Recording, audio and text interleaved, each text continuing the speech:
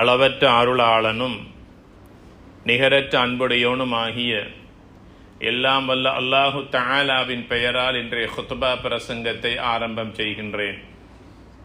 எல்லா புகழும் புகழ்ச்சியும் உலகத்தை படைத்து பரிபாலித்து கொண்டிருக்கக்கூடிய அல்லாஹு தஆலா ஒருவனுக்கே உரித்தானது. அல்ஹம்துலில்லாஹ். ஸலவாத்தும் சலாமும் எம் உயிரிலும் மேலான அன்னலம் கண்மணி நாயகம் ஸல்லல்லாஹு அலைஹி வஸல்லம் அவர்கள் மீதும், அவர்களுடைய வாழ்வை முழுமையாக பின்பற்றி நடந்த உத்தம சஹாபாக்கள், தாபிஈன்கள், தபஉ தாபிஈன்கள், முத்தகீன்கள், நல்லோர்கள் நம் அத்துணை பேரின் மீதும் எல்லாம் வல்ல அல்லாஹு தஆலாவின் சாந்தியும் சமாதானமும் மக்ஃபிரத்தும் உண்டாவதாக வேண்டியதன் பின்னால், புனிதமான ஜும்ஆவுடைய கடமையை நிறைவேற்றுவதற்காக அல்லாஹு தஆலாவின் மாளிகையில் வீற்றிருக்கும் அல்லாஹின் நல்லடியார்களே, தக்வாதாரிகளே, அல்லாஹு தஆலா எந்த நலவான கருமங்களை எடுத்து நடக்குமாறு நமக்கெல்லாம் ஏவிருக்கின்றானோ அவனுடைய ஏவல்களை நமது வாழ்க்கையில் எடுத்து நடந்து கொள்ளுமாறும், எந்த விடயங்களிலிருந்து முழுமையாக நம்மை பாதுகாத்துக் கொள்ளுமாறு அல்லாஹு தஆலா எம்மை பார்த்து தடை உத்தரவு பிறப்பித்திருக்கின்றானோ அவ்வாறான தீய விடயங்களிலிருந்து முழுமையாக நமது ஆன்மாவை பாதுகாத்துக் கொள்ளுமாறு முதலாவதாக இவ்வடியேனுக்கும் அப்பால் உங்களுக்கும் வசியத்தனும் நல்லுபதேசம் செய்து கொள்ளுகின்றேன். எல்லாம் வல்ல அல்லாஹ் நம் அனைவருக்கும் ரஹ்மத் செய்தல்வானாக, எம் பாவங்களை மன்னித்தல்வானாக. புனிதமான ஜும்ஆவுடைய அதிகாலை பொழுதை அடைய செய்து ஜும்ஆவினுடைய கடமையை நிறைவேற்றுவதற்காக இந்த இடத்தில் எங்களை எல்லாம் ஒன்று சேர்த்த அந்த ரஹ்மான் நாளை சுவர்க்கத்திலும் நம்மை சார்ந்தவர்களையும் ஒன்று சேர்த்தல்வானாக. கண்ணியத்திற்குரிய அல்லாஹுடைய நல்லடியார்களே, பெரியோர்களே, சகோதரர்களே, அல்லாஹு தஆலா இந்த உலக வாழ்க்கையில் எங்களுக்கு பல நிஅமத்துக்களை தந்திருக்கின்றான். எதை நினைத்து பார்த்தாலும் அல்ஹம்துலில்லாஹ் என்று நாங்கள் அல்லாஹ்வுக்கு ஷுக்கூர் செய்வதை தவிர வேறொன்றும் கிடையாது. எல்லாமே அல்லாஹு தஆலா எம் வாழ்க்கையில் தந்திருக்கக்கூடிய அருட்பாக்கியங்கள். அல்லாஹு தஆலா பரிசுத்தமான அல் குர்ஆனிலே பின்வருமாறு கூறுகின்றான்: அல்லாஹுல்லதீ ஹலகக்கும் மின் ضعஃபின் ثم ஜஅல மின் பஅதி ضعஃபின் குவ்வா. அல்லாஹு தஆலா உங்களை படைத்திருக்கின்றான். பலகீனத்திற்கு பிறகு உடல் ஆரோக்கியத்தையும் நல்ல பலத்தையும் வலுவையும் அல்லாஹு தஆலா தந்தான். அந்த பலத்திற்கு பிறகு அல்லாஹு தஆலா உங்களை பலகீனமிக்கவர்களாக அல்லாஹு தஆலா ஆக்கி விடுகின்றான். ثم جعل من بعد قوة ضعفا. நல்ல உடற்பருமனோடு நல்ல உடற்பலத்தோடு இருந்ததற்கு பிறகு நீங்கள் மீண்டும் பலகீனமான நிலைமைக்கு நீங்கள் ஆளாகி விடுகிறீர்கள். அது மாத்திரமல்ல, அந்த பலகீனம் வந்ததற்கு பிறகு ஷைபா, உங்களுடைய கருப்பு முடிகள் நரையாக ஆகிவிடுகிறது. இந்த நரையை தருவதும் அல்லாஹ் என்று அல்லாஹ் சொல்லுகின்றான். யஹ்லுகு மா யஷா. அவன் எதை விரும்புகிறானோ அப்படி படைப்பான். அவன் ஹாலிக், படைப்பாளன், படைக்கக்கூடியவன், சிருஷ்டிக்கக்கூடியவன். எப்படி படைக்க வேண்டுமோ அப்படி படைப்பான். 2 கண்களை கொடுக்க வேண்டிய அல்லாஹ் சில நேரங்களில் அந்த கண்களை இல்லாமலாக படைத்து அல்லாஹ் குருடர்களாக அல்லாஹ் வாழ வைப்பான். 2 செவிப்புலன்களை கொடுத்த அல்லாஹ் அதன் மூலமாக செவிமடுக்க முடியாத செவிட்டையும் அல்லாஹு தஆலா ஆக்கி விடுவான். கால்களிலும் கைகளிலும் அல்லாஹு தஆலா அங்கவீனத்தையும் அல்லாஹ் உண்டாக்கி விடுவான்.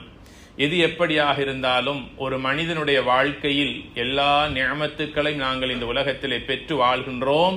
இவை எல்லாம் அல்லாஹ் தந்த எங்களுக்கு நிஅமத்துக்கள், அருட்பாக்கியங்கள். எனவேதான் யஹ்லுகு மா யஷா, அல்லாஹ் எதை நாடுகிறானோ அப்படியே அவன் விரும்பிய பிரகாரம் மனிதனை படைப்பான். வஹுவல் அலீமுல் கதீர். அவன் எல்லாவற்றுக்கும் சக்தி உள்ளவன். யாரை எப்படி படைக்க வேண்டும் என்ற அறிவாற்றல் அவனுக்குத்தான் இருக்கிறது என்று அல்லாஹு தஆலா தன்னை பற்றி சொல்லுகின்றான். கண்ணியத்திற்குரிய அல்லாஹுடைய நல்லடியார்களே, மேற்கூறிய வசனம் எதை எங்களுக்கு சொல்லுகிறது என்பதை நீங்கள் எல்லோரும் மேலோட்டமாக விளங்கி இருப்பீர்கள். ஒரு தனி மனித வாழ்க்கையில் 3 கட்டங்கள் உண்டு. குழந்தை பருவம், வாலிப பருவம், 3வது வயோதிக பருவம். இந்த 3 கட்டங்களையும் தான் அல்லாஹு தஆலா இப்படி எங்களுக்கு சொன்னான்.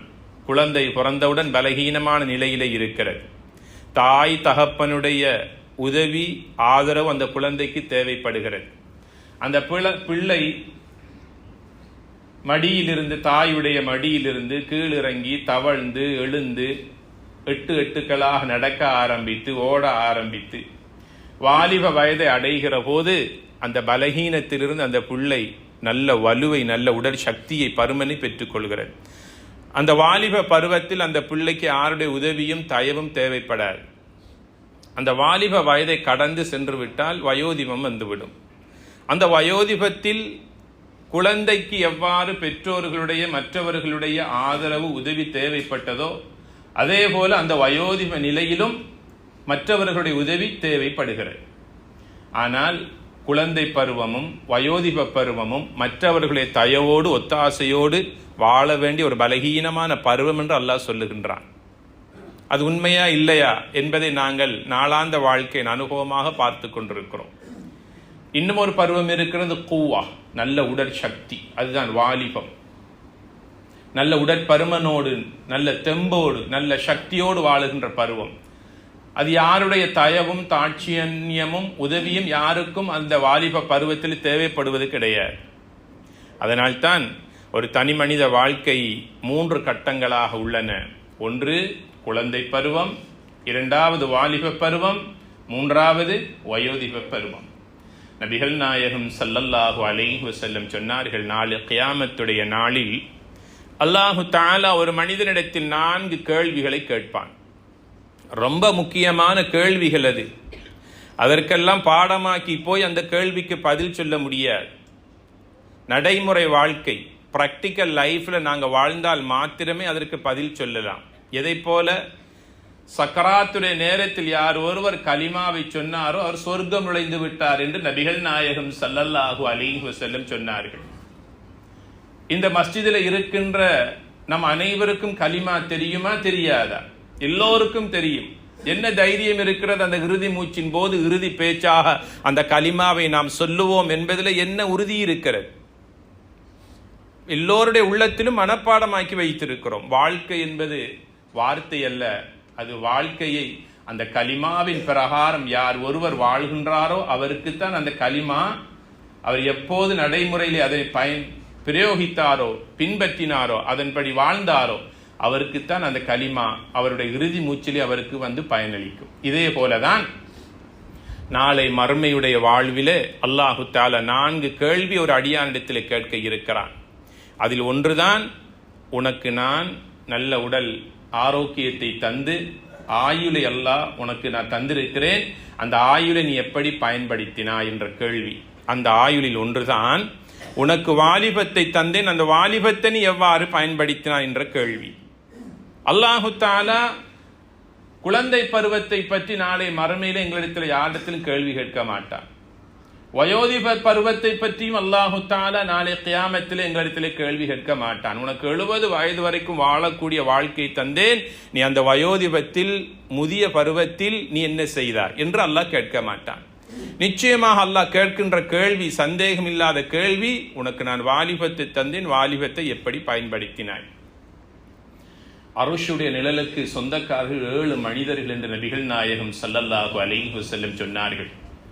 சபஅத்துன் யுதில்லுஹுமுல்லாஹு ஃபீ தில்லி லா தில்ல இல்லா தில்லு. 7 மனிதர்களுக்கு அல்லாஹ்வுடைய அர்ஷுடைய நிழல் கிடைக்கும். அதில் ஒருவர் ஷாபுன் நஷா ஃபீ இபாதத்தில்லாஹ், ஒரு வாலிபர் அந்த வாலிபத்தை பயன்படுத்தி சமய விவகாரங்களில் ஆர்வம் காட்டுகின்றார், மார்க்க விடயங்களில், இபாதத்துடைய வணக்க வழிபாடுகளில் அதிக ஆர்வம் காட்டி அல்லாஹ்வோடு தன்னை இணைத்துக் கொள்ளுகின்றார். வாலிப பருவம். இன்னும் ஒன்று இருக்கிறது, சமூக விவகாரத்தில் சமூகத்துக்கு செய்ய வேண்டிய கடமைகளையும் செய்கின்றார். மக்களுக்கு என்னால் என்ன செய்ய முடியும், குடும்பத்துக்கு என்னால் என்ன செய்ய முடியும், என் மஹல்லா வாசிகளுக்கு என் வாலிபத்தால், என் சக்தியினால், என் பொருளால், என் புத்தியினால் என்ன செய்யலாம், சமய சமூக சேவைகளில் ஒருவர் ஈடுபடுகிறார். இப்படியான ஒரு வாலிபர் இன்ஷா அல்லாஹ் நாளை மறுமையில் இந்த கேள்விக்கு நல்ல முறையிலே பதில் சொல்லுவார். ஆக வாலிபத்தின் மூலமாக, வாலிப பருவம் என்பது நாளை அர்ஷுடைய நிழலை ஒரு அடியானுக்கு பெற்று தருகின்ற ஒரு சக்தியாக திகழ்கிறது இந்த வாலிப பருவம். குழந்தை பருவத்தை கடந்து வாலிப பருவத்தையும் கடந்து செல்லுகிற போது வருவதுதான் 3வது கட்டம், வயோதிப பருவம். இந்த வயோதிபத்திலும் 2 வகையான வயோதிபம் இருக்கிறது. ஒன்று தன் வேலையை தானாக செய்யக்கூடிய வயோதிபம். 68 வயதாக இருக்கும், 74 வயதாக இருக்கும், தன் வேலையை தானாக செய்து கொள்ளுவார். அது மலசலம் கூடு சென்று வருவதாக இருக்கலாம், குளிப்பதாக இருக்கலாம், தனக்கு தேவையான உண்ணல் பருகளுடைய விடயங்களாக இருக்கலாம். ஏன் 78 வயதிலும் 5 நேர தொழுகைக்கு மஸ்ஜிதுக்கு வந்து செல்வதாக இருக்கலாம். தன் வேலையை தானாக செய்யக்கூடிய வயோதிபம். அந்த வயோதிபத்தில் இன்னுமொரு பருவம் இருக்கிறது, தன் வேலையை தன்னால் செய்ய முடியாத பருவம். மற்றவர்களுடைய தயவு தேவை, மனைவியுடைய தயவு, பிள்ளைகளுடைய உதவி தேவை. ஒரு சொட்டு தண்ணீர் குடிப்பதாக இருந்தாலும் மற்றவர்கள் கொண்டு வந்து பருக்க வேண்டும். மலசல கூட தேவைக்கு செல்வதாக இருந்தாலும் யாருடைய தயவு தாட்சண்யம் கைபிடித்து கொண்டு போய்த்து விட வேண்டும். விட்டாலும் கழுவி விட வேண்டும். குளிக்க அவர்களுக்கு உதவிகள் செய்ய வேண்டும். அவர்களுடைய நகங்களை வெட்டி கொள்வதற்கு பிள்ளைகள் முன்வர வேண்டும். அவர்களை நாளாந்தம் அவர்களை குளிப்பதற்கு வசதிகள் வாய்ப்புகள் செய்து கொடுக்காவிட்டாலும் வெள்ளிக்கிழமையிலேயாவது அந்த வயோதிபர்களான பெற்றோர்கள் பெரியோர்களுக்கு அந்த குளிப்பையாவது நாங்கள் குளிப்பதற்கு வசதி செய்து கொடுக்க வேண்டும், அந்த உதவியை செய்ய வேண்டும். கண்ணியத்திற்குரிய சகோதரர்களே, நபிகள் நாயகம் ஸல்லல்லாஹு அலைஹி வஸல்லம் அவர்கள் ஒவ்வொரு நாள் ஃபஜ்ருக்கு பிறகும் அதே போல் 5 நேர தொழுகைக்கு பிறகு முக்கியமான ஒரு துஆ ஓதுவார்கள். அல்லாஹும்ம இன்னி அஊது பிக மின் அன் உரத்த இலா அர்தலில் உமர். யா அல்லாஹ், நீண்ட நெடிய ஆயுளை எனக்கு தந்து நான் என் வேலையை செய்ய முடியாத நிலைமைக்கு ஆளாகுவதிலிருந்து உன்னிடத்திலே பாதுகாப்பு தேடுகிறேன் என்று நபிகள் நாயகம் ஸல்லல்லாஹு அலைஹி வஸல்லம் துஆ கேட்பார்கள். இது ஒவ்வொரு பள்ளிவாசல்களிலும் இந்த சுவரிலே ஃபர்லான தொழுகைக்கு பிறகு ஓத வேண்டிய துஆவாக பட்டியலிடப்பட்டிருக்கிறது. கீழ்மாடியிலே இருக்கும் என்று நான் நினைக்கிறேன். ஃபர்லான தொழுகைக்கு பிறகு சலாம் கொடுத்ததற்கு பிறகு ஒரு நிமிடமாவது அந்த துஆவை ஓதிவிட்டு செல்லுவோம். எம் எதிர்காலத்தை அல்லாஹு தஆலா பாதுகாப்பான். அல்லாஹுடைய தூதர் கண்மணி நாயகம் ஸல்லல்லாஹு அலைஹி வஸல்லம் அவர்கள் எல்லாவற்றிலிருந்தும் பாதுகாப்பு பெற்றவர்கள். அந்த நபியவர்கள் அல்லாஹ்விடத்தில் ஒரு நாளைக்கு ஒரு தடவை கேட்டால் போதாதா? 5 நேர ஃபர்லான தொழுகைக்கு பிறகு சலாம் கொடுத்தவுடன் இஸ்திக்ஃபார் செய்வார்கள், ஓத வேண்டிய அதுகார்களை ஓதுவார்கள். அதற்கு பிறகு இதை கேட்பார்கள், அல்லாஹும்ம இன்னி அஊது பிக, யா அல்லாஹ், உன்னிடத்திலே நான் பாதுகாப்பு தேடுகிறேன். எதிலிருந்து? மின் அன் உரத்த இலா அர்தலில் உமர், என் நிலைமை யா அல்லாஹ் மாற்றப்படுவதிலிருந்து உன்னிடத்திலே பாதுகாப்பு தேடுகிறேன். 80 வயதாக இருக்கும் 8 மாத பிள்ளை செய்கிற வேலையை செய்வார். அதுக்கு சாலிஹான பிள்ளைகளை நாம் வளர்த்து விட்டால் அந்த பிள்ளை முகம் சுளிக்காமல், மூக்கை பொத்தாமல், சீறி பாயாமல் அந்த தாய் தகப்பனுடைய கடமைகளை சரியாக நிறைவேற்றுவார்கள், பொறுமையோடு செய்வார்கள். நுஅமான் இப்னு ஹாரிஸா ரலியல்லாஹு தஆலா அன்ஹு அவர்கள் ஒரு நாள் மஸ்ஜித் நபவிலே நபிகளார் ஸல்லல்லாஹு அலைஹி வஸல்லம் அவர்களுக்கு முன்னால் வந்தபோது கண்மணி நாயகம் ஸல்லல்லாஹு அலைஹி வஸல்லம் அவர்கள் நுஅமான் இப்னு ஹாரிஸ் ரலியல்லாஹு தஆலா அன்ஹு அவர்களை அழைத்தார்கள். அந்த சஹாபியை கட்டி அணைத்து முஆனகா செய்து சொன்னார்கள், சுவர்க்கத்தில் நீங்கள் நடந்து செல்லுகின்ற உங்களுடைய காட்சியை நான் மனாவில் கனவில் கண்டேன் என்று சொன்னார்கள் ஸல்லல்லாஹு அலைஹி வஸல்லம் அவர்கள். அந்த சஹாபி ஆச்சரியப்பட்டார், நபியே நாயகமே, நான் சுவர்க்கத்தில் செல்வதை நீங்கள் கனவில் கண்டீர்களா? ஆமாம், நான் அப்படி என்ன அமல் செய்திருக்கிறேனோ? நபிகள் நாயகம் ஸல்லல்லாஹு அலைஹி வஸல்லம் சொன்னார்கள், வயோதிபர்களான முதியவர்களான உங்களுடைய பெற்றோரை நீங்கள் கவனிப்பதற்கு அல்லாஹ் தந்த கூலி என்று சொன்னார்கள் நபிகள் நாயகம் ஸல்லல்லாஹு அலைஹி வஸல்லம் அவர்கள். வயோதிப நிலையில் இருக்கின்ற பெற்றோர்களை கவனிக்கக்கூடிய, பராமரிக்கக்கூடிய, பேணுகின்ற பிள்ளைகள் கண்ணியமான மௌத்தை கொண்டு அல்லாஹு தஆலா அவர்களை கண்ணியப்படுத்துவான். அவர்களுக்கு மூதேவித்தனமான கெட்ட மௌத்து வராது என்று சொன்னார்கள் நபிகள் நாயகம் ஸல்லல்லாஹு அலைஹி வஸல்லம் அவர்கள். கண்ணியத்திற்குரிய அல்லாஹுடைய நல்லடியார்களே, அல்லாஹும்ம இன்னி அஊது பிக மின் சூஇல் கிபர், நபிகளார் ஸல்லல்லாஹு அலைஹி வஸல்லம் அவர்கள் காலை மாலை ஓதுகின்ற ஜிக்ர்களிலே துஆக்களிலே மற்றொன்றுதான் இந்த துஆ. அல்லாஹும்ம இன்னி அஊது பிக மின் சூஇல் கிபர், கெட்ட வயோதிபத்திலிருந்து உன்னிடத்திலே பாதுகாப்பு தேடுகிறேன் என்று அல்லாஹுடைய தூதர் துஆ கேட்டிருக்கிறார்கள். அல்லாஹு தஆலா அந்த நிலையிலிருந்து நம் அனைவர்களையும் பாதுகாப்பானாக. யாருக்கெல்லாம் அந்த நிலையில் இருக்கக்கூடிய தாய் தகப்பன் வீட்டில் இருக்கிறார்களோ, சாலிஹான அந்த பிள்ளைகள் அந்த கண்ணியமான பெற்றோர்களுடைய பணிவிடைகளை முகம் கோணாமல் பாரமாக நினைக்காமல் சுவர்க்கத்தின் பாக்கியமாக நினைத்து அவர்களுக்கு காரியமாற்றுங்கள். அவர்களுக்கு தேவையானவற்றை செய்து விடுங்கள். உன்னத சுவன பாக்கியத்தை அல்லாஹு தஆலா அவருடைய காலடியிலே அல்லாஹ் வைத்திருக்கின்றான். அல்லாஹ் அந்த பிள்ளைகளுக்கு அழகிய பொறுமையை கொடுப்பானாக. கண்ணியத்திற்குரிய அல்லாஹுடைய நல்லடியார்களே, வயோதிப நிலை வந்துவிட்டால் கருப்பு முடியெல்லாம் நரைக்க ஆரம்பிக்கும். தலைமுடியாக இருக்கலாம், தாடியாக இருக்கலாம், கருப்பு நரையாக ஆகிவிடும். அந்த நரை முடியை நபிகளார் ஸல்லல்லாஹு அலைஹி வஸல்லம் சொன்னார்கள், நீங்கள் யாரும் அதை பிடுங்க வேண்டாம் என்று சொன்னார்கள். அது முஃமினுக்குரிய அடையாளம் என்று சொன்னார்கள். நரைமுடி உங்களுக்கு கண்ணியத்தை பெற்றுத்தரும் என்று ஸல்லல்லாஹு அலைஹி வஸல்லம் சொன்னார்கள். நரைமுடி சமூகத்தில் உங்களுக்கு உயர்ந்த அந்தஸ்தை தரும் என்று சொன்னார்கள். நரைமுடியை யாரும் பிடுங்காதீர்கள். அந்த நரையின் மூலமாக அல்லாஹ் உங்களுக்கு மதிப்பையும் கண்ணியத்தையும் மாண்பையும் அல்லாஹ் வைத்திருக்கிறான் என்று சொல்லிவிட்டு அல்லாஹுடைய தூதர் ஸல்லல்லாஹு அலைஹி வஸல்லம் தடுத்தார்கள். என்ன? நரைமுடியை பிடுங்க வேண்டாம் என்று தடுத்ததாக திர்மிதியில் இந்த ஹதீஸ் பதிவு செய்யப்பட்டிருக்கிறது. லைஸ மின்னா மன் லம் யர்ஹம் ஸகீரனா வலம் யுஅக்கிர் கபீரனா. பெரியோர்களுக்கு அந்த நிலையில் இருக்கக்கூடியவர்களை நாம் காணுகிற போது, என் வயதுக்கு மேற்பட்டவர்கள் யாராக இருந்தாலும் அவர்களை நான் மதிக்க வேண்டும் என்று அல்லாஹ்வுடைய தூதர் சொல்லுகிறார்கள். அவருக்கு கொடுக்க வேண்டிய அந்தஸ்தை அவருடைய அந்தஸ்துக்கு ஏற்ற அளவுக்கு நான் அவரை மதிக்க வேண்டும் என்று சொன்னார்கள் ஸல்லல்லாஹு அலைஹி வஸல்லம் அவர்கள். என் வயதுக்கு கீழ்ப்பட்டவர்களுக்கு நீங்கள் அன்பு காட்டுங்கள் என்று சொன்னார்கள் ஸல்லல்லாஹு அலைஹி வஸல்லம். பெரியோர்களுக்கு மரியாதை செய்யுங்கள், முதியோருக்கு நீங்கள் கண்ணியம் கொடுங்கள் என்று சொன்னார்கள்.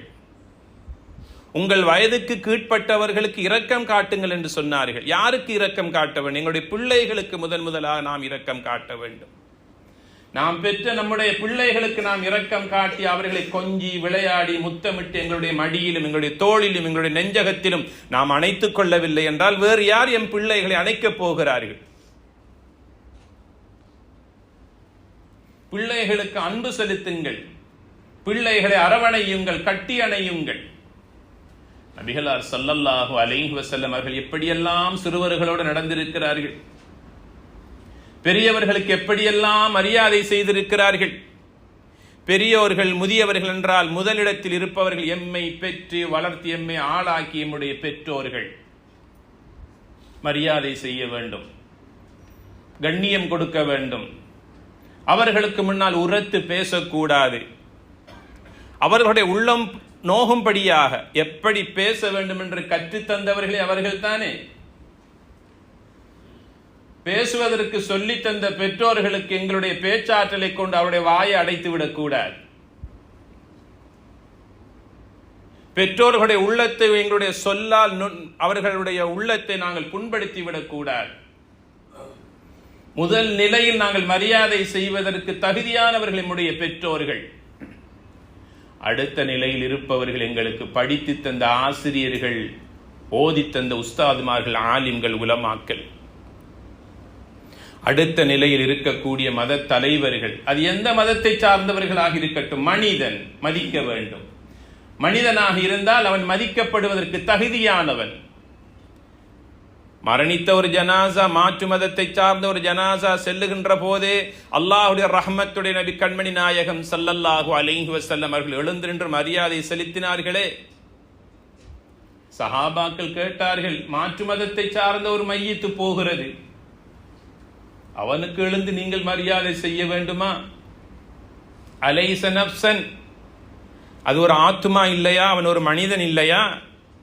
அவன் ஒரு உம்மாவுக்கு தாய்க்கு பிறந்த பிள்ளை, ஒரு மனைவிக்கு கணவன், பிள்ளைகளுக்கு தகப்பன். அவனை இழந்து அவனுடைய மனைவி அழுவாளா இல்லையா? அவனுடைய பிரிவினால் அவனுடைய பிள்ளைகள் அழுவார்களே, அவனுடைய பிரிவினால் அவனுடைய தாய் அழுவாளே, மகனை பிரிந்து விட்டேன் என்று. ஒவ்வொருவருக்கும் சுய கௌரவத்தை தனித்தனியாக கொடுத்தார்கள் நபிகள் நாயகம் ஸல்லல்லாஹு அலைஹி வஸல்லம் அவர்கள். மதிக்க வேண்டும், சமூக தலைவர்களை மதிக்க வேண்டும், சமூகத்துக்கு தொண்டாற்றக்கூடியவர்கள், சமூக சேவையாளர்கள் யாராக இருக்கலாம், மதிக்கக்கூடிய அளவுக்கு அவருடைய அந்தஸ்துக்கு ஏற்றாற் போல மதிக்க வேண்டும்.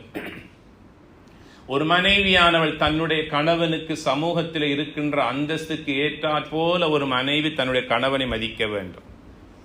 வீட்டுக்கு வெளியே கணவனுக்கு முன் வரிசையில் இடம், தலைக்கு மேலால் மரியாதை, காணும் இடமெல்லாம் பல பேர் முன்னால் பின்னால் சல்யூட் அடிப்பதற்கு தயார். அதற்கு ஏற்றாற் போல ஒரு மனைவியானவள் தன்னுடைய கணவனுடைய சமூக அந்தஸ்தை விளங்கி வீட்டிலே மரியாதை கொடுக்க வேண்டும், அந்தஸ்து கொடுக்க வேண்டும். தன் பிள்ளைகளுக்கு தன்னுடைய கணவனுடைய பிள்ளைகளுடைய தகப்பனாகிய உங்களுடைய அந்தஸ்து சமூகத்தில் எவ்வளவு என்பதை ஒரு மனைவியானவள் தாயாக இருந்து பிள்ளைகளுக்கு சொல்லிக் கொடுக்க வேண்டும். சில பெண்கள் கணவனை விட அறிவினால், திறமையினால், செல்வத்தால், செல்வாக்கினால் மேம்பட்டிருப்பார்கள். கணவனை விட மனைவியானவள் உயர்ந்தவளாக இருப்பாள். அந்த நிலையை அறிந்து கணவன் அந்த மனைவிக்குரிய அந்தஸ்தை கொடுக்க வேண்டும்.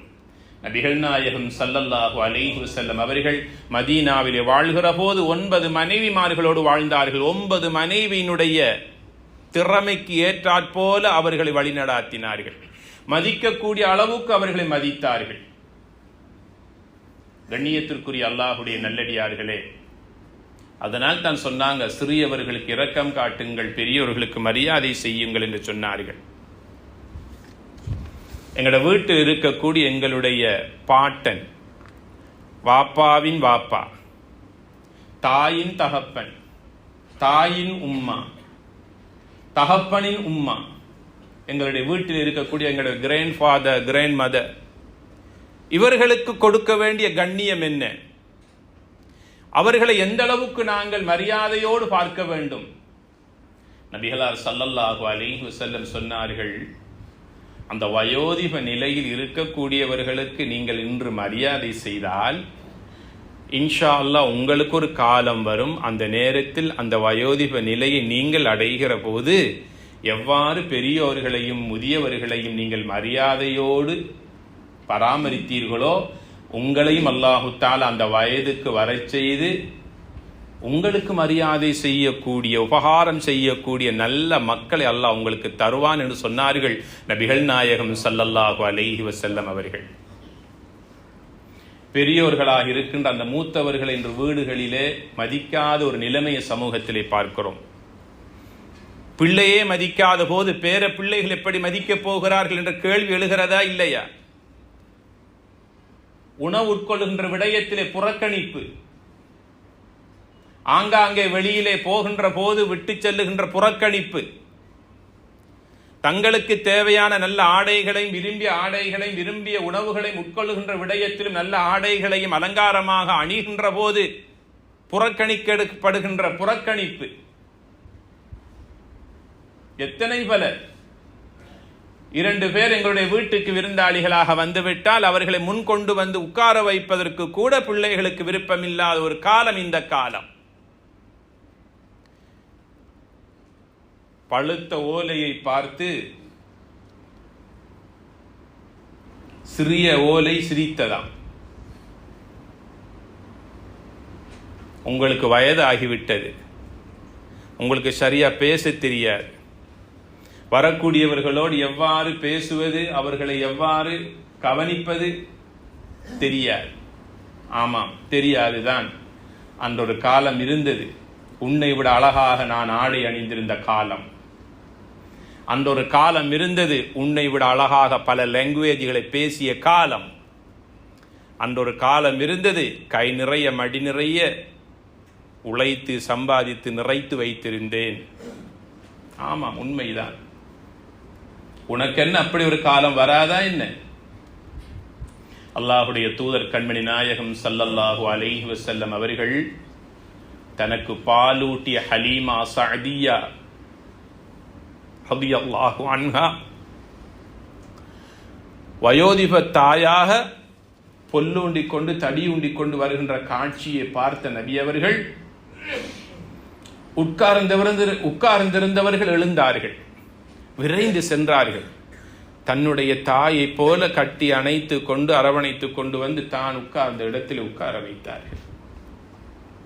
ஹிஜ்ரி 9ஆம் ஆண்டு, ஹிஜ்ரி 8ஆம் ஆண்டு ஃபத்ஹ் மக்கா வெற்றி கொள்ளப்பட்ட போது மக்காவில் 10,000 சஹாபாக்களோடு நபிகளார் ஸல்லல்லாஹு அலைஹி வஸல்லம் மக்காவில் இருக்கிற போது மக்காவில் வாழ்ந்த அதிகமான மக்கள் இஸ்லாத்துக்குள்ளே நுழைந்து கொண்டிருக்கிறார்கள். அதில் ஒருவர் தான் அபூபக்கர் சித்திக் ரலியல்லாஹு அன்ஹு அவர்களுடைய தந்தை அபூ குஹாஃபா. மக்கா வெற்றியின் போதுதான் அபூபக்கர் ரலியல்லாஹு அன்ஹு அவருடைய தந்தை இஸ்லாத்தை ஏற்றுக்கொண்டார். இஸ்லாத்தை ஏற்றுக்கொண்டதற்கு பிறகு அபூ குஹாஃபா, அபூபக்கர் ரலியல்லாஹுடைய தந்தை, நபிகளாருடைய முகத்தை பார்ப்பதற்கும் சலாம் சொல்லுவதற்கும் முசாஃபஹா செய்து கொள்வதற்கும் ஆசையோடு நபிகளிடத்திலே வருகிறார். அவர்கள் வருகின்ற வருகையை கண்ட நபிகளார் ஸல்லல்லாஹு அலைஹி வஸல்லம் அவர்கள் எழுந்து சொன்னார்கள், அபூ குஹாஃபா, அபூபக்கருடைய தந்தையே, நீங்கள் என்னை தேடி வருவதா? எதற்காக இவ்வளவு சிரமம் எடுத்தீர்கள்? நானே உங்களுடைய வீட்டுக்கு உங்களை தேடி வருவதற்கு நான் விருப்பப்படுகிறேன், நீங்கள் ஏன் வந்தீர்கள் என்று கேட்டார்கள் நபிகளார் ஸல்லல்லாஹு அலைஹி வஸல்லம் அவர்கள். மரியாதை, கண்ணியம், எந்த அளவுக்கு ஒரு மனிதனை கண்ணியப்படுத்த வேண்டும் அந்த அளவுக்கு கண்ணியப்படுத்தினார்கள். அதை ஒரு சிறுமையாக பார்க்கவில்லை, அதை ஒரு தரக்குறைவாக பார்க்கவில்லை. தன்னிடத்திலே தனக்காக ஊழியம் செய்த ஒரு மாற்று மத வாலிபன் சில நாட்களாக நோய்வாய்ப்பட்டிருந்த போது நபிகளார் ஸல்லல்லாஹு அலைஹி வஸல்லம் அவர்கள் மதீனாவின் எல்லையிலிருந்து அவனுடைய வீட்டுக்கு சென்று அவனை சுகம் விசாரித்தார்கள். நபிகளாரே என்னுடைய வீட்டுக்கு வந்து நலம் விசாரித்தார்களே என்ற அந்த நற்குணத்தை கவனித்த அந்த வாலிபன் இஸ்லாத்தை ஏற்றுக்கொண்டான். எங்களுடைய கடையிலே தொழில் செய்கின்ற ஒரு தொழிலாளி, உழைப்பாளி, எங்களிடத்திலே வேலை செய்கின்ற ஒரு வேலையாள், ஒரு நாள் வரவில்லை, 2 நாள் வரவில்லை, சுகமில்லை என்ற கேள்வி. கடை மூடியதற்கு பிறகு வீட்டுக்கு செல்லாமல் நேரடியாக அவனுடைய வீட்டுக்கு சென்று ஒரு வார்த்தை கேட்டு அவனுக்கு நலம் விசாரித்து அவனுக்கு சில வார்த்தைகளை கூறினால் அவன் மௌத்து வரைக்கும் உங்களை மறக்க மாட்டானே. என்னுடைய முதலாளி, என்னுடைய பாஸ் என்ற வீட்டுக்கே வந்தார், மௌத்து வரைக்கும் மறக்க மாட்டானே. அதே இது மாற்று மத சகோதரனாக இருந்தால் ஒரு முஸ்லிமான முதலாளிக்கு கீழால் நான் வேலை செய்கிறேன், அவர் எவ்வளவு பண்பானவர், எவ்வளவு நட்புணமுடையவர், அவரை போன்ற ஒரு சீதேவியை நான் வாழ்க்கையில் பார்த்ததில்லை என்று சொல்லுவாரே. அந்த நற்குணம் ஒன்றே போதுமே அவனுக்கு ஹிதாயத்திற்கு வழியாக அமைவதற்கு. கண்ணியத்திற்குரிய பெரியோர்களே, அல்லாஹ்வுடைய தூதர் ஸல்லல்லாஹு அலைஹி வஸல்லம் சொன்னார்கள், பெரியோர்களுக்கு மரியாதை செய்யுங்கள், முதியவர்களுக்கு மரியாதை செய்யுங்கள். அது யாராக இருந்தாலும் சரி, ஒரு பொது போக்குவரத்தாக இருக்கலாம், ஒரு ட்ரெயின்ல பிரயாணம் செய்கிறதாக இருக்கலாம், ஒரு பஸ்ல பிரயாணம் செய்ததாக இருக்கலாம், ஒரு ஹாஸ்பிட்டல்ல லைனுக்கு நிற்கிறதாக இருக்கலாம், ஒரு எலக்ட்ரிசிட்டி போர்ட்ல லைனுக்கு நிற்கிறதா இருக்கலாம், ஒரு மார்க்கெட்டாக இருக்கலாம், எங்கேயாக இருந்தாலும் சரி, ஒரு பெரியவர் பின்னால நின்று கொண்டிருக்கிறார், நின்று கொள்வதற்கு கஷ்டப்பட்டு கொண்டிருக்கிறார், அவருக்கு என்ன உதவி செய்ய முடியும்? ஒரு பாதையை கடக்க முடியாத நிலையிலே தவித்துக் கொண்டிருக்கக்கூடிய ஒருவருக்கு என்னால் கைபிடித்து எவ்வாறு அவருக்கு உதவி செய்யலாம்? சிந்திக்க வேண்டும் கண்ணியத்திற்குரியவர்களே. உங்களுக்கு தெரியாத அந்த சிறு சிறு உதவிகளிலே தான் அல்லாஹ் நரகத்தை எங்களுக்கு ஹராமாக்கி விடுவான். நபிகள் நாயகம் ஸல்லல்லாஹு அலைஹி வஸல்லம் அவர்கள் மக்காவில் இஸ்லாம் உதயமாகிய போது, தீனுல் இஸ்லாத்தை மக்கள் மயப்படுத்தி கொண்டிருக்கிற போது, அங்கு வாழ்ந்த ஒரு மூதாட்டி வயோதிப தாய், அந்த முஹம்மதுடைய முகத்தை நான் என்னுடைய கண்களால் கூட பார்க்க கூடாது என்று மக்காவை விட்டே அவருடைய மூட்டை முடிச்சுகளை எல்லாம் சுருட்டி எடுத்துக்கொண்டு தலையிலே சுமந்து கொண்டு அந்த வயோதிப தாய் மக்காவிலிருந்து சென்று கொண்டிருக்கின்ற காட்சியை பார்த்த நபிகளார் அவர்கள் அந்த வயோதிப தாயிடத்திலே கேட்டார், உங்களுடைய பொதியை, மூட்டை முடிச்சுகளை என்னிடத்திலே தாருங்கள், நான் சுமந்து கொண்டு வருகிறேன். அந்த தாய் கொடுத்தார். நபிகளார் அவர்கள் பலகீனமான மக்களுக்கும் பெரியோர்களுக்கும் எப்போவுமே முன்னின்று உதவி செய்யக்கூடியவர்கள். அந்த உதவிதான் அது. வயோதிப தாய்க்கு உதவி செய்கின்ற நோக்கத்தில் அந்த மூட்டை முடிச்சுகளை வாங்கி நபிகளார் அவர்கள் சுமந்து கொண்டு வருகிறார்கள். கொஞ்சம் தூரம் நடந்து செல்லுகிற போது நபி அவர்கள் கதை கொடுத்தார்கள். வயோதிப தாயை எங்கே செல்லுகிறீர்கள் இந்த வெயிலில் மக்காவை விட்டு? அந்த பெண் பேச ஆரம்பித்தாள். முஹம்மது என்ற ஒருவர் வந்திருக்கிறாராம். அல்லாஹ் என்ற ஒரு இறைவனை கொண்டு அறிமுகப்படுத்துகின்றார். நாங்கள் காலாங்காலமாக வணங்குகின்ற இந்த விக்கிரகங்களை, இந்த சிலைகளையும் வணங்க வேண்டாம் என்று சொல்லுகின்றாராம். என்னுடைய கண்களால் கூட அவரை பார்க்க கூடாது என்பதற்காக என்னுடைய பிறந்தகமான இந்த மக்காவை விட்டே நான் போகின்றேன். அவரை எந்த நேரத்திலும் என்னுடைய கண்களால் நான் பார்க்க கூடாது. அந்த முஹம்மதை ஸல்லல்லாஹு அலைஹி வஸல்லம் அவர்களை வசைபாடி வாய்க்கு வந்த வார்த்தைகளால் திட்டி தீர்த்து கொண்டே சென்று கொண்டிருக்கிறாள். பின்னால் சென்ற நபி அவர்கள் அந்த மூட்டை முடிச்சுக்களை எல்லாம் சுமந்து கொண்டே செல்லுகிறார்கள். அவள் செல்ல வேண்டிய இடம் வந்த போது சொன்னார்கள், இந்த இடத்தில் இறக்கி வையுங்கள், இந்த இடத்துக்குத்தான் நான் வந்தேன். அவள் தன்னுடைய கையிலிருந்து சில ஹதியாக்களை எடுத்து, இவ்வளவு தூரம் பொறுமையோடு என்னுடைய மூட்டை முடிச்சுகளை சுமந்து வந்தாயே, இதை எடுத்துக்கொண்டு செல் என்று சில ஹதியாக்களை, அன்பு அளிப்புகளை கொடுத்த போது நபிகளார் ஸல்லல்லாஹு அலைஹி வஸல்லம் அவர்கள் அதனை வாங்க மறுத்தார்கள். திரும்புகின்ற போது அந்த வயோதிப பெண் அந்த வாலிபனிடத்தில், அழகான தோற்றத்தில் இருக்கிற வாலிபனிடத்தில் கேட்டார், நீங்கள் யார் என்று உங்களை எனக்கு அறிமுகப்படுத்தவில்லையே. நான் தான் அப்துல் முத்தலிபுடைய மகன், அப்துல்லாவுடைய மகன் முஹம்மத். இவ்வளவு நேரமும் எந்த முஹம்மதை வாய்க்கு வாய் வசையை பாடி திட்டிக் கொண்டு வந்தீர்களோ, சாபமிட்டு கொண்டு வந்தீர்களோ, அந்த முஹம்மது நான் தான். இவ்வளவு நற்குணமுடையவரா நீங்கள்? இவ்வளவு அன்புள்ளவரா நீங்கள்? இவ்வளவு இரக்க பாசம் உள்ளவரா நீங்கள்? யாரோ ஒருவராகி எனக்கு இவ்வளவு மரியாதை, இவ்வளவு கண்ணியம் தருவதாக இருந்தால் உங்களுடைய பெற்றோரை நீங்கள் எப்படி பார்ப்பீர்கள்? உங்களுடைய சகோதர சகோதரிகளை எப்படியெல்லாம் அரவணைத்துக் கொள்வீர்கள்? உங்களுடைய முகத்தை பார்க்க கூடாது என்றால் நான் இந்த மக்காவை விட்டே விரண்டோடுகிறேன். இந்த பிரகாசம் உள்ள இந்த முகத்தை பார்க்காத கண்கள் குருடாகி போகட்டும் என்று அந்த வயோதிப பெண் ஷஹாதத்துடைய கலிமாவுக்குள் வந்து சொர்க்கம் சென்ற வரலாறு, இஸ்லாமிய வரலாறு எங்களுக்கு சொல்லுகிறது. கண்ணியத்திற்குரியவர்களே, வயோதிபர்கள் யாராக இருக்கலாம்? எங்களுடைய வீட்டிலே வாழ்வார்கள், அயல் வீட்டுக்காரர்களே வாழ்வார்கள். மரியாதை என்பது செயலில் மாத்திரமல்ல, சொல்லிலும் இருக்க வேண்டும். அன்பான வார்த்தைகள், கனிவான வார்த்தைகள், யாருடைய உள்ளத்தையும் புண்படுத்தி விடாத வார்த்தைகள். அது மாற்றும் அது சகோதரர்களாக இருக்கலாம். எவ்வளவு எங்களுக்கு அநியாயம் செய்யக்கூடியவனாக கூட இருக்கலாம். அநியாயம் செய்யட்டும், பரவாயில்லை. நான் அவனை மன்னிக்கிற போது அந்த ரப் என்னை மன்னிப்பான். ஒரு சஹாபி கேட்டாங்க, நபியே நாயகம், நீங்கள் மன்னியுங்கள் என்று சொல்லுகிறீர்கள், நான் எவ்வளவு காலம் மன்னிக்க? எவ்வளவு மன்னித்தாலும், நான் எவ்வளவுதான் நன்றாக நடந்தாலும் அவன் எனக்கு அநியாயம் செய்கிறான், அவன் எனக்கு தொந்தரவு செய்கிறான். உனக்கு ஒன்று தெரியாதா? நீ மற்றவர்களை மன்னிக்க ஒன்ற ரப்பு உன்னை மன்னித்துக் கொண்டே இருக்கிறானே, நீ மன்னித்துக்கொள் என்று சொன்னாங்க. ஏனென்றால் மன்னிப்பவன் அல்லாஹுடைய பண்பை எடுத்திருக்கிறான் என்று சொன்னார்கள். எவ்வளவு பாவம் செய்தாலும், எவ்வளவு அநியாயம் செய்தாலும், எவ்வளவு பெரும்பாவங்கள் செய்திருந்தாலும் அல்லாஹு தாலா கஃபார், மன்னித்துக் கொண்டே இருக்கிறான். அதனால் தான் இந்த பூமியில் அல்லாஹ் அவனை வாழ வைத்துக் கொண்டிருக்கிறான். யார் ஒருவர் மற்றவர்களை மன்னிக்கிறார், ஒரு கணவன் தன் மனைவியை மன்னிக்கிறார், ஒரு மனைவியானவள் தன் கணவனை மன்னிக்கிறார், பிள்ளைகளை பெற்றோர்கள் மன்னிக்கிறார்கள். எவ்வளவு அநியாயம் செய்தாலும் மன்னிப்பு. அல்லாஹ் என்னை மன்னிப்பான். நீ என்னை மன்னிக்காவிட்டால் என்ன? அந்த ரப்புக்கு நான் நல்லவன். ஒரு நாள் வரும், கண்மூடி சந்தூக்கில் வைக்கப்படுகிற நாள்.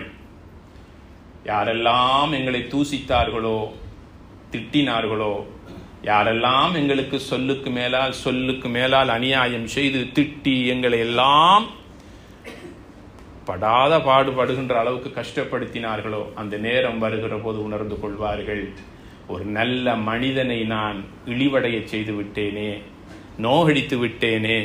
அவருடைய உள்ளம் நோகும்படியாக ஒன்றா இரண்டா எத்தனை பல வார்த்தைகள், கிண்டலான வார்த்தைகள், எவ்வளவு பல ஊத்த பேச்சுக்களும் அசிங்கமான வார்த்தைகளும் பேசிவிட்டேனே.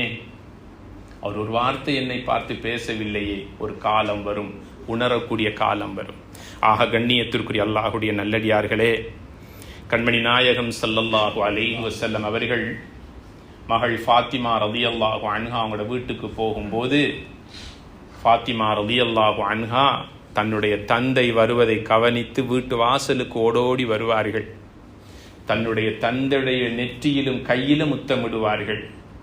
தன்னுடைய தந்தை அப்படியே கைபிடித்து அழைத்து கொண்டு சென்று தான் உட்காருகின்ற இடத்திலே தன்னுடைய உயர்ந்த விரிப்பை விரித்து தன்னுடைய தந்தை உட்கார வைத்து நபிகள் தன்னுடைய தந்தைக்கு பக்கத்திலே உட்கார்ந்து பேசிக் கொண்டிருப்பார்கள். ஃபாத்திமா ரலியல்லாஹு அன்ஹா ஒரு தந்தை தாயினுடைய வளர்ப்பு அது. எங்களுடைய பிள்ளைகள் இப்படியெல்லாம் எங்களோடு நடந்து கொள்ள வேண்டும் என்று ஆசைப்படுகிறோமே, அந்த பிள்ளைகளை நாம் வளர்த்தால் மாத்திரம்தான் அது கிடைக்கும். கண்ணியத்திற்குரிய அல்லாஹுடைய நல்லடியார்களே, வயோதிபர்கள் எம் சமூகத்துக்கு முன்னால் அன்றொரு காலத்திலே ஜொலித்தவர்கள். இன்று நாங்கள் தலை நிமிர்ந்து வாழ்வதற்கு பலவாறான தியாகங்களை ஏதோ ஒரு வகையிலே செய்தவர்கள். இன்று அவர்களுடைய பேச்சிலே தெளிவில்லாமல் இருக்கலாம், அவருடைய முகமும் அவருடைய உடம்பும் அழகில்லாமல் இருக்கலாம். அன்றொரு காலத்தில் அவர்கள் அலுவலகத்துக்கு ஆபீஸுக்கு செல்லுகிற போது, கடைக்கு செல்லுகிற போது, தொழிலுக்கு செல்லுகிற போது எங்களை விட அழகாக ஆடை அணிந்து சென்றவர்கள், அழகாக தெளிவாக பேசியவர்கள். அந்த பெற்றோர்கள், அந்த முதியவர்கள் யாருடைய வீட்டில் நோயாளிகளாக வயோதிப நிலையில் இருக்கிறார்களோ, அதிகமானவர்களுடைய நிலைமை கவனிப்பாரற்ற நிலை, நகம் வெட்டாமல் கூர்மையாக வளர்ந்திருக்கிற நிலைமையை அவதானிக்கலாம். முடிவெட்டாமலும் மீசை தாடியை சேப்பண்ணாமலும் கத்தரிக்காமலும் விடுபட்ட நிலையிலே எத்தனையோ வயோதிபர்கள் கட்டிலே இருந்து கொண்டிருக்கக்கூடிய நிலையை பார்க்கலாம். வயோதிப நிலையை அடைந்த அந்த பெற்றோர்கள் வாலிப வயதில் எப்படி அழகாக காட்சி தந்தார்களோ, அதே போல அந்த நிலைமைக்கு வருகிற போது அந்த பெற்றோர்களை, பெரியோர்களை கவனிக்க வேண்டிய பொறுப்பு பிள்ளைகளுக்கு இருக்கிறது. அவ்வாறு கவனித்தால் பல நன்மைகளுக்கு அந்த பிள்ளை சொந்தக்காரனாக ஆகிறான். எல்லாம் வல்ல அல்லாஹ் பெரியோர்களை மதித்து சிறியோர்களை இரக்கம் காட்டி நல்ல சமுதாயத்தில் வாழக்கூடிய நற்பிரஜைகளாக எல்லாம் வல்ல ரஹ்மான் நம் அனைவர்களையும் கபூல் செய்வானாக. யா அல்லாஹ், எம் அனைவருடைய பாவங்களை மன்னிப்பாயாக. என் பெற்றோர்கள், மனைவி மக்கள், குடும்பத்தார், முஸ்லிம்களான ஆண்கள், பெண்கள் அனைவர்களுடைய பாவங்களை மன்னிப்பாயாக. எங்களில் இருக்கின்ற நோயாளிகளுக்கு உடல் ஆரோக்கியத்தை கொடுப்பாயாக. யா அல்லாஹ், எங்களை விட்டு மரணித்தவுடைய கபர்களை சுவர்க்கத்தின் பூஞ்சோலையாக்கி வைப்பாயாக. இந்த பள்ளிவாசலுடைய ஃபவுண்டர்ஸ்களுக்கு யா அல்லாஹ் ரஹ்மத் செய்வாயாக. இந்த பள்ளிவாசலினுடைய அபிவிருத்தியின் பல்வேறுபட்ட நிலைகளிலும் பலவாறான உதவிகளை யாரெல்லாம் செய்தார்களோ, செய்து கொண்டிருக்கிறார்களோ, அவர்களுக்கு யா அல்லாஹ் பரிபூரணமான சவாபை கொடுத்தல்வாயாக. எங்கள் பிள்ளைகள் எங்களுக்காக துஆ செய்யக்கூடிய சாலிஹீன்களாக, முத்தகீன்களாக, நல்ல கல்வியலாளர்களாக வாழ்வதற்கு யா அல்லாஹ் நீ அருள் பாலிப்பாயாக. யா அல்லாஹ், நமக்கும் நம் நாட்டவருக்கும் நம் சமுதாயத்திற்கும் நம் முஸ்லிம் இஸ்லாமிய சமூகத்திற்கும் யா அல்லாஹ் நீ ரஹ்மத் செய்வாயாக. கடந்த காலங்களை விட எதிர்வருகின்ற காலங்கள் நம் அனைவருக்கும் விமோசனத்துக்குரிய நல்ல காலமாக்கி தருவாயாக. வ ஆகிரு தஅவானா அல்ஹம்துலில்லாஹி ரப்பில் ஆலமீன்.